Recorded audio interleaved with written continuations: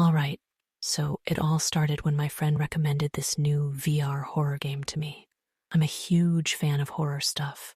Movies, books, you name it. Naturally, I was totally excited to try it out.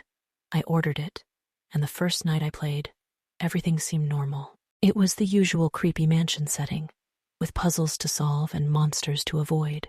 It was a blast at first, but then things started to get really weird.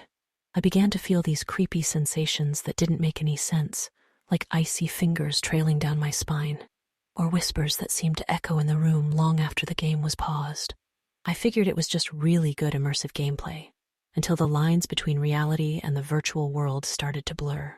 One night, I was really into the game, and a shadowy figure appeared out of the corner of my eye. I thought it was just another scare tactic, but then I took off the headset, and the figure was still there, lingering in my darkened room. I freaked out, turned the lights on, and it was gone. But from that moment, fear started to gnaw at me. The figure started showing up more often and getting closer each time. It wasn't just a part of the game anymore. It was haunting my real life. This creepy presence was always just out of reach, lurking in the shadows. It was like the game had come to life and was messing with me. I tried to uninstall the game, but it was like it wouldn't let me go. My screen was flooded with messages, taunting me with phrases like, "You can't leave," and "Play with us forever." The lines between the game and reality kept blurring, until one night when the game's horrors spilled over into the real world. I woke up to find myself trapped in the game's creepy world, even though the headset was lying next to me.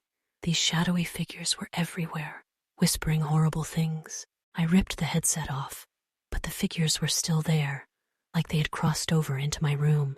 It was terrifying. In a desperate attempt to break free, I smashed the VR headset into pieces.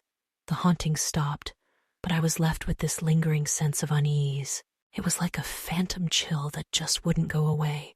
After that, my life turned into a surreal nightmare. I'd hear whispers through the walls, see shadows moving at the edge of my vision, and always feel like I was being watched. No matter what I did, I couldn't shake the feeling that the game had left some part of itself behind, clinging to my reality. Sleep became a nightmare of its own. I'd wake up in a cold sweat, feeling a malevolent presence in the room. The line between waking and dreaming blurred, leaving me in a constant state of fear and confusion. My friends noticed a change in me.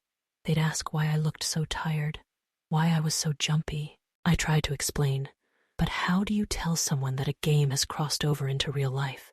They thought I was losing it, and maybe I was. The isolation made everything worse.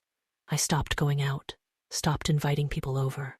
The shadows were my only companions. One day, I thought I saw the shadowy figure in broad daylight, just for a split second.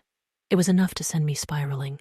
I started researching the game, trying to find out if anyone else had experienced anything similar. What I found was a mix of conspiracy theories and urban legends, but no concrete answers. It was like the game was a ghost, existing only to haunt me. I even went to a psychic, hoping they could tell me what was going on. They said something about a curse, that I had invited something dark into my life. I was skeptical, but at that point, I was willing to try anything. The rituals they suggested didn't help. The whispers, the shadows, they were all still there. I started therapy, hoping to get some control over my life. My therapist suggested it could be a manifestation of stress, but I knew it was more than that. The fear was real. The presence was real. It was like living in a haunted house, but the ghost was in my head. Now, I'm stuck in this weird, haunted limbo. The game might be gone, but the horror it brought into my life is still here.